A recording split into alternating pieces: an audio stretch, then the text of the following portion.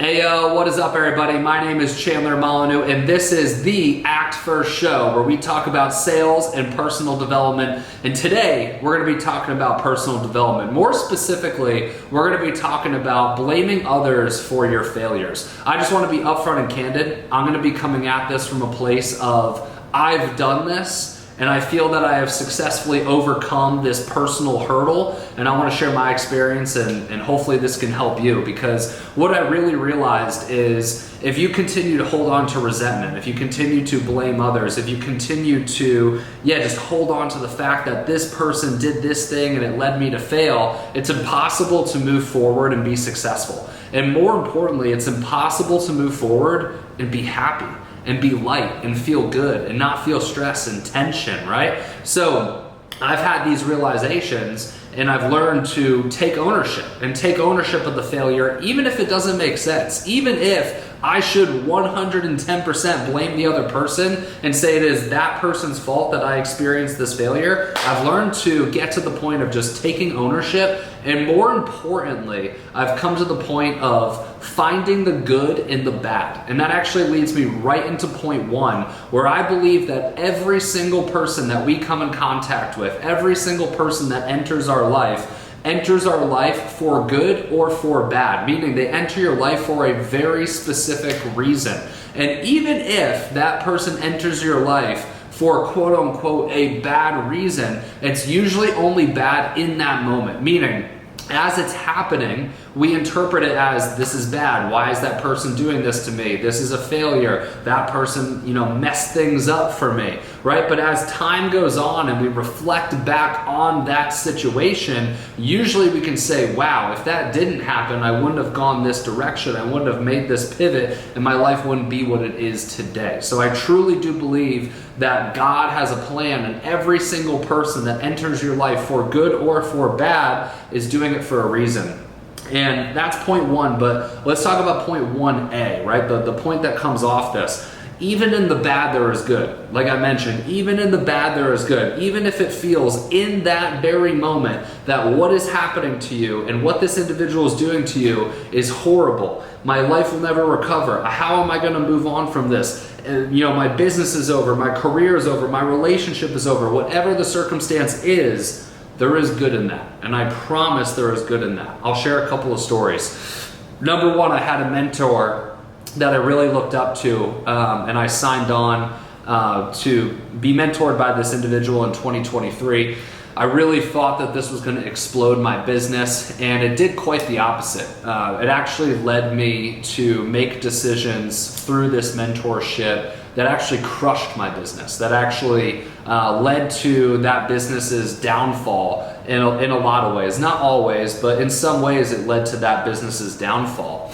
And it's actually really funny, because in hindsight 2020, I want you guys to pay attention here, because like I said, there's good in every bad. In hindsight 2020, when I was reflecting back on that, I was like, man, the business that individual is mentoring me on, it would probably still be successful if I didn't make this decision, this decision, this decision.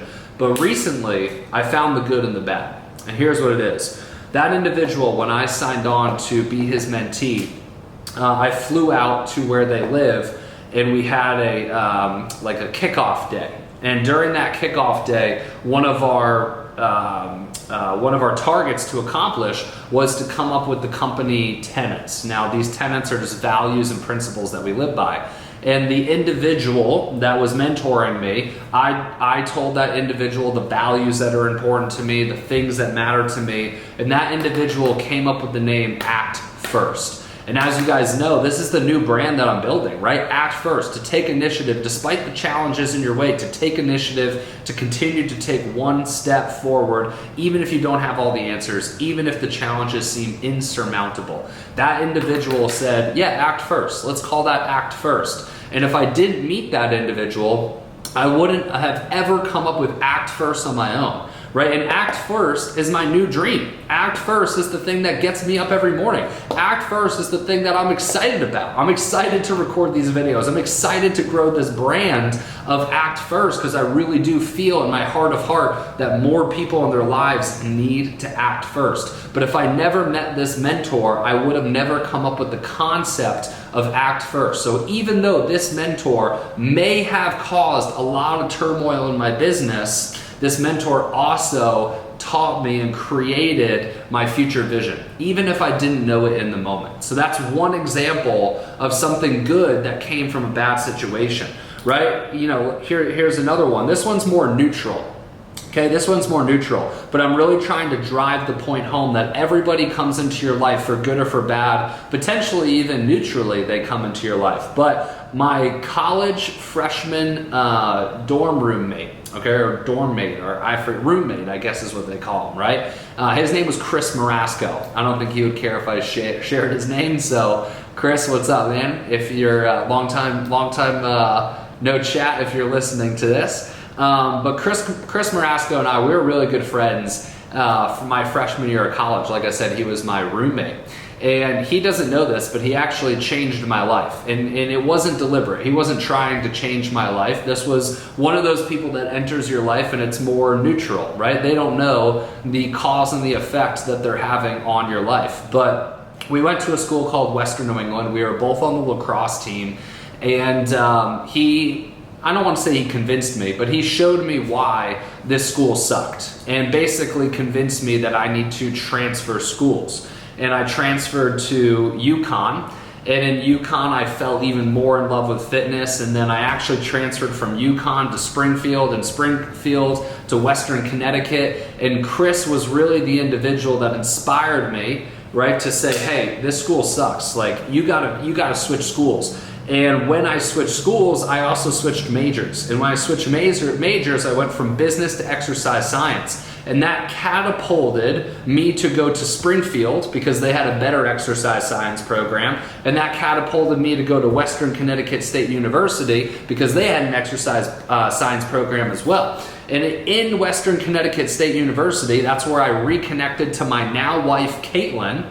And that's also where I found out about online fitness coaching. So if it wasn't ever for Chris Marasco inspiring me to leave that college and go to a different college, I may not be here recording this video, believe it or not. I may have went to Western New England, got my sports management degree, went there for 4 years, never married my now wife, Caitlin, and my life could have looked completely different, right? So once again, I'm trying to show you people enter your life for a reason, for good or for bad or neutral. Here's another one. Okay, I'll share one more and then I'll get into my next point here. And as I'm sharing these, like I'm not just trying to selfishly share these stories about myself. Hopefully this is jogging your memory. Hopefully this is getting you to think about scenarios in your life where you're like, man, that person messed me up, right? Where you can think about where's the good, right? If that person didn't do the harmful thing that they did, where would your life be now? Because potentially the thing that they did that's harmful inspired you to go a different route or to be a different person. All right, so the last one I want to share is about an individual named Connor Shannon. Connor Shannon actually changed my life as well. Connor, if you're listening to this, thank you. I really do appreciate it. So I grew up in lacrosse was like my big identity. I was the lacrosse goalie in town. I was actually really the only one in my grade who played that position, so I got to play on all the best teams. In 8th grade, I had my first taste of adversity, Connor Shannon. Connor Shannon tried out for goalie as well. And in 8th grade, it was the first year that I didn't get to play on the best team. Connor Shannon beat me out. He got to play on the A team, and I played on the B team. And I remember this moment so vividly. I was sitting in my parents' kitchen. I read the email saying that I was going to be on the B team and not the A team, and I broke down crying. And I was extremely frustrated. And I remember my parents talking to me. And I remember my dad saying, hey, you know, you might have lost this one, but maybe it just means you need to be better. And I'm paraphrasing, but this is basically what he said. Maybe you need to get in the gym. Maybe you need to start working on your skills. And that moment inspired me to get into personal development. I bought books on being a lacrosse goalie. I went to clinics. I started working out. I started really honing in on my craft. And that's where I fell in love with training. That's where I fell in love with personal development. And once again, if Connor Shannon never beat me out and I continued to play on the A team, maybe I wouldn't have fell in love with fitness. Maybe I wouldn't have fell in love with personal development. And that's my whole brand, right? I built a whole company on fitness. And then I taught fitness trainers how to build companies, right? And now I have this personal development sales brand, right? So if it wasn't for Connor Shannon, maybe it wouldn't have inspired me to create the things that I've created. And maybe if it wasn't for the individual who did the wrong thing to you, who made you feel like crap, right? Who did the thing that you just can't get over, right? If we could just take ownership on our fault, our doing, and we could just see the perspective, see the good in it, I promise you there's gold. I promise you there's gold in the bad. Wrapping up point number 1 here. There is bad. There is good even in the bad. There is good even in the bad. Everybody enters your life for a reason. That reason could be amazing, that reason could be neutral, or that reason could be bad. But regardless, it's led you to this point now. It's led you to this point now. One other thing I want to say, in order for us to actually be able to see the good and the bad, right? These 3 stories that I shared with you, right? I had to take ownership first. The first story that I shared with you, the business mentor really didn't cause the demise of my business. I did. Sure, that individual maybe said, hey, Chad, I think this is the direction we should go. But at the end of the day, I signed off on it, right? So I need to take ownership there, right? Chris Marasco, he's neutral, so we don't have to talk about him. But Connor Shannon, I could have, instead of just accepting that I'm the best lacrosse goalie in town, I could have started training beforehand. And I got to take ownership on that as well. So in order to see the good and the bad, we have to take ownership first, and that's the first part of the equation here.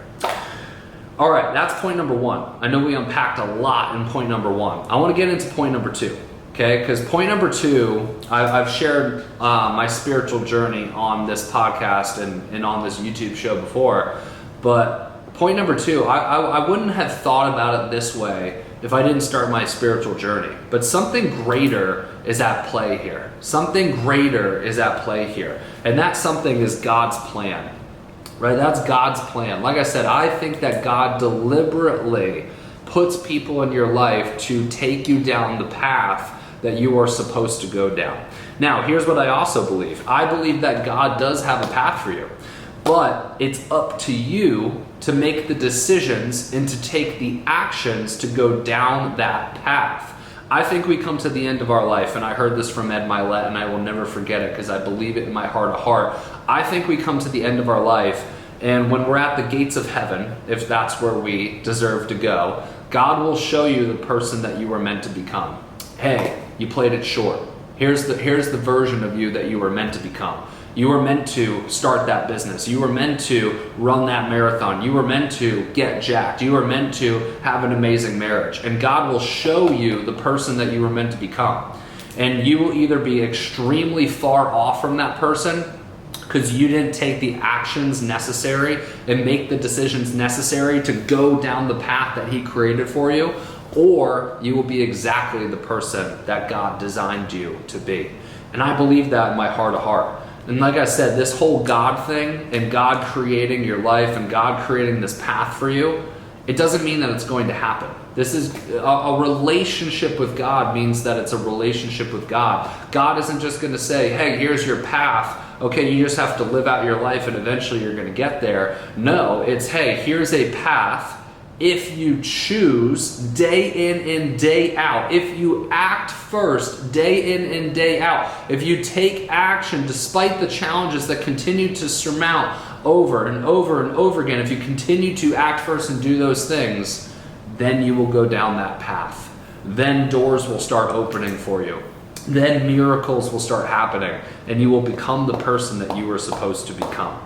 Something greater is at play here. Something greater is at play here. And you have to remember that when you go through challenges. You have to remember that when it seems like other individuals are quote unquote effing up your life. They're not. It's a part of a bigger plan. And that plan is God's plan. But you have to see the positive in it and you have to continue to act first anyways. The last point that I wrote down here is the enemy, whether you want to classify that as the devil or whatever. I believe that there is good and evil forces working against each other in this world, but the enemy will cloud your vision with doubt. So when bad things are happening to you and you want to blame others, that's the enemy, the devil, clouding your vision with doubt. That person's messing up my life. You're playing the blame game. You're being pessimistic. And all of that leads to doubt. It's not meant for me. I'm not meant to be successful. I'm not meant to have an amazing marriage. I'm not meant to be fit. I'm not meant to be X, Y, Z. It leads to doubt. I heard this morning from Nick Bear. I really loved it. I will always try to give credit where credit is due when I hear something. And I mean, most people learn things from other people, right? But I really want to make sure I'm giving credit here because I really love this. Doubt is only bad when you doubt yourself. I'm going to say that one more time. Doubt is only bad when you doubt yourself. So when you, in understanding, the enemy is never going to go away, right? It doesn't matter how godly you become, doesn't matter how personally developed you become, the enemy is never going away. You just become more aware of the enemy, right? And when the enemy is trying to sow doubt in your mind, it only becomes bad when you start doubting yourself. But doubters are great, whether it's spiritually, the enemy is doubting you, or you have friends or family doubting you. Doubters are great. Doubters are fuel to the fire. Doubters is an opportunity to showcase what you got. So remember, the enemy will always cloud your vision with doubt, specifically when you feel like you're being attacked and that your life is being ruined by other people. I want to wrap this up by giving you the formula. Okay, so what are we talking about today? Giving a quick recap here, all right? We're talking about blaming others for our failures. All right, we talked about everybody comes into our life for good or for bad. Even if it's for bad, there is always good in that bad. And we also talked about there's something greater at play here. God's got a plan for you, but you have to act first in order for that plan to act for you. And the enemy will try to get in the way with doubt. That's what we discussed today. Here's the formula though. Okay, the simple formula of what we talked about today is, first and foremost, we have to take ownership. We have to take ownership that everything in our lives, for good and for bad, is a result of our decisions and our actions. Nobody else's, ours, right? You go for a car, you drive your car out, you get in an accident, it's our fault, right? Why is it our fault?